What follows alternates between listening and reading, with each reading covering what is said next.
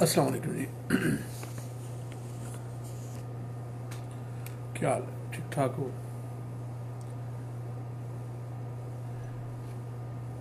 बार बार Facebook से देखीदा रंग बिरंगियां video, रंग बिरंगियां गल्लां जनाब छड़ियां होंदियां ने ते बड़ी तकलीफ होंदी है।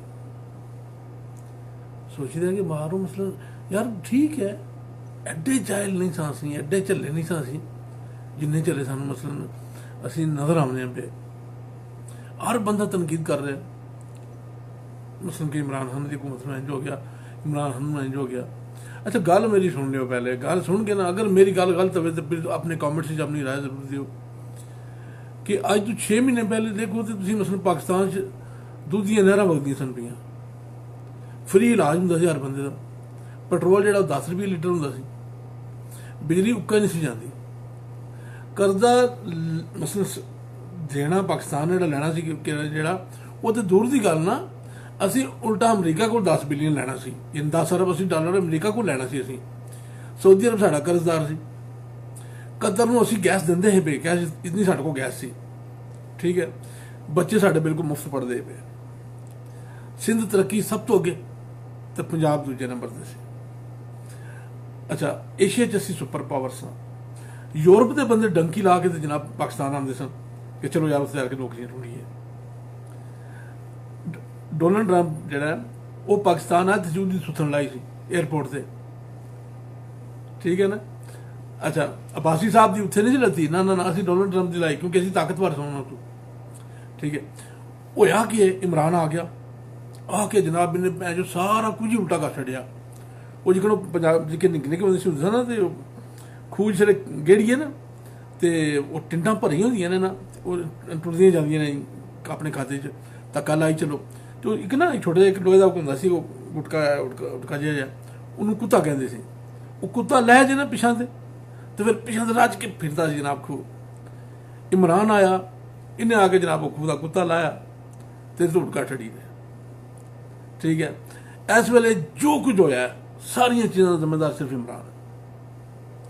साढ़े मुल्क च गुरबत का जिम्मेदार कौन है? इमरान है। साढ़े मुल्क जनाब महंगाई का जिम्मेदार कौन है? इमरान है। वो भैड़ियो मेरी गल सुनो, तुसीं ए दसो, तुसीं कदे सोचो तो सही ना कि मसलन अगर साढ़े मुल्क नूं जरदारी या नवाज शरीफ नहीं लुटिया तो क्या वो अशरफ गनी अफगानिस्तान तो आके लुट के लै गया सानू? कोई इंडिया चो बंदा मोदी आके लुट के लै गया सानू? सानू अपने ने लुटिया है, ठीक है। तो खुदा ते खुदा रसूल का नाम जे थोड़ी जी तो समझने वाली कोशिश करो यार। देखो ना मसल बंदा जाता है तो जाके मसल कणक कटदा है या मुंजी कटदा है या कोई फसल कटदा है।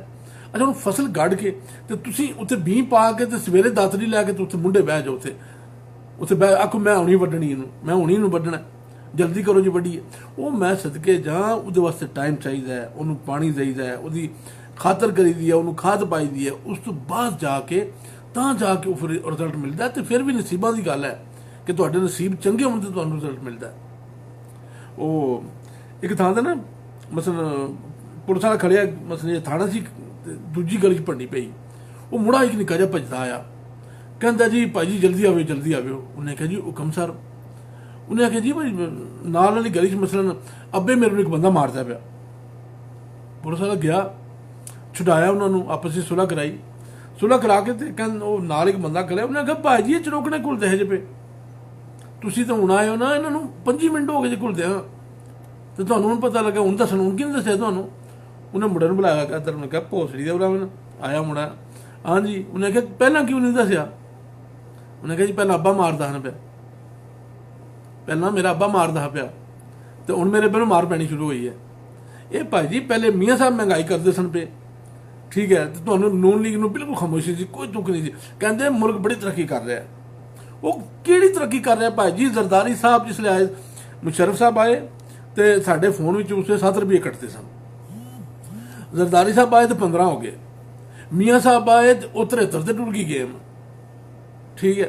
हुण मन्नू यह दसो तुसीं कि मसलन हकीकत नूं यार हकीकत मन्नो ना, क्यों तुसीं मसलन इस चीज़ नूं नहीं समझते? पार्टी नाल मुहब्बत कोई जुर्म नहीं, शख्सियत नाल मुहब्बत ना करो।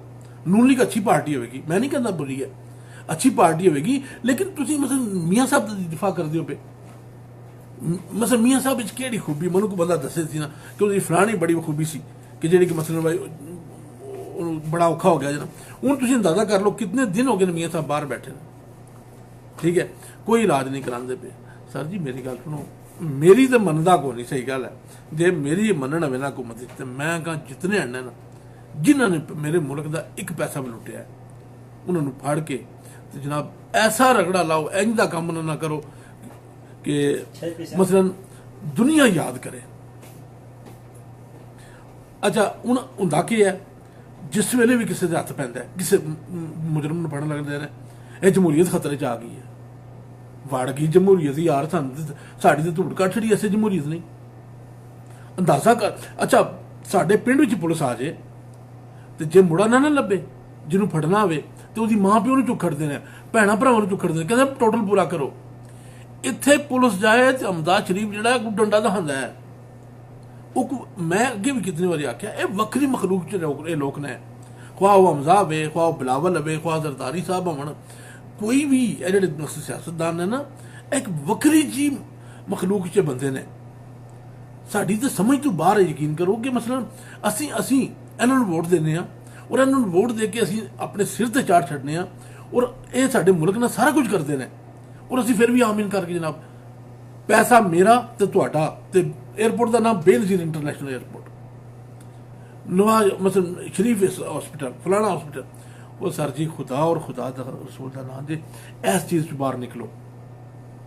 मैं नहीं कहता प्यार ना करो, जरूर प्यार करो किसी नाल भी, लेकिन नहीं देख के जरा हिसाब नाल। अल्लाह ताला दे के दुआ है कि सारे आमीन जरूर करो कि मेरे इस मुल्क नूं लुटन वाला ख्वाह वो काफ दा, ख्वाह वो जीम दा, ख्वाह वो दाल दा, किसी भी पार्टी नाल तलक रखता है, या परवरदिगार उन्होंने दुनिया ते अबरत का निशान बना दे, ताकि असं जो तकीए ना लोग तकन ना तो महसूस होवे कि यार यह वो बंदा है कि जिन्हें इतनी जाति की इस मुल्क नाल। सानू रोज़ का 7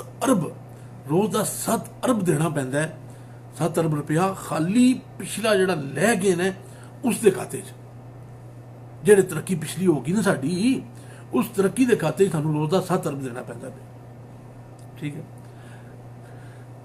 फिर कोई बंदे नूं आदत होंदी है ना, कोई भी गल हो चंगी हो माड़ी हो तो तनकीद ही करनी है, उन्हें नुक्स विचों जरूर कड्ढना है भावें कुछ भी हो जाए। एक बंदा से ना तो आदत बड़ी सी मसलन हर गल च नुक्स कड्ढण दी, तो ब्याह हो गया, जनानी आ गया, उन्हें कहा भाई मैं नहीं नुक्स कड्ढण देन लगी तुहानूं। वो क्यों है सवेरे सवेरे नाश्ता लिया के उन्हें सामने रखे, उन्हें कहा कर्म वाली है तैनूं नहीं पता मैं सालन नाल कदे नहीं करता नाश्ता, मैं तो आंडे नाल करना। उन्हें कहा ठीक है जी, दूजे दिन आंडा बना आंदा, कहंदा तैनूं तो पता ही को नहीं ना मैं अंडे बॉयल नाल करना, तू इत्थे फ्राई कर आंदा। उन्हें कहा ठीक है जी, दूजे दिन उन्हें फ्राई कर आंदा ना बॉयल कर आंदा। उन्हें आख्या मैं एक दाड़े बॉयल करा मैनूं चाहिए होंदा ते एक दाड़े फ्राई चाहिए। उन्हें कहा अच्छा, त्रीजे दाड़े ना उन्हें एक बॉयल कर आंदा एक फ्राई कर आंदा। उन्हें कहा हूँ दस्से अच्छा हूँ देखनी किंज रिजैक्ट करता है। उन्हें पता क्या किया, उन्हें आख्या वह कर्म वाली है तू नीरी चलनी है, जिन्होंने बॉयल करना सी उन्होंने तू फ्राई कर आंदा है, तो जिन्होंने फ्राई करना सी उन्होंने तू बॉयल कर आंदा है, यानी नुक्स उन्हें फिर भी कट छड्डिया, ठीक है। अगर मेरिया गल्लां च तुहानूं किसी नूं कोई गल चंगी ना लगी होवे तो सर जी बहुत बहुत माजरत। तो नदी किनारे बुलबुल बैठी तो भैन सुनहरी जोड़ा, जिंदगी रही तो फिर मिलांगे, दिल नहीं करना थोड़ा। रब सोने की दुआ है कि मेरे मुल्क के गद्दारां नूं जिन्हां मेरे मुल्क नूं लुटिया ख्वाह कोई भी होवे उन्होंने तबाह कर दे, या मेरे मौला इन्हां लोगों को साडी जान छुटा किसी तरीके भी, या परवरदिगार साड़ियां सारियां दी दुआवां कबूल फरमाई, या अल्लाह सब दी मुश्किलां आसान फरमाई, आमीन। अल्लाह दे वाले।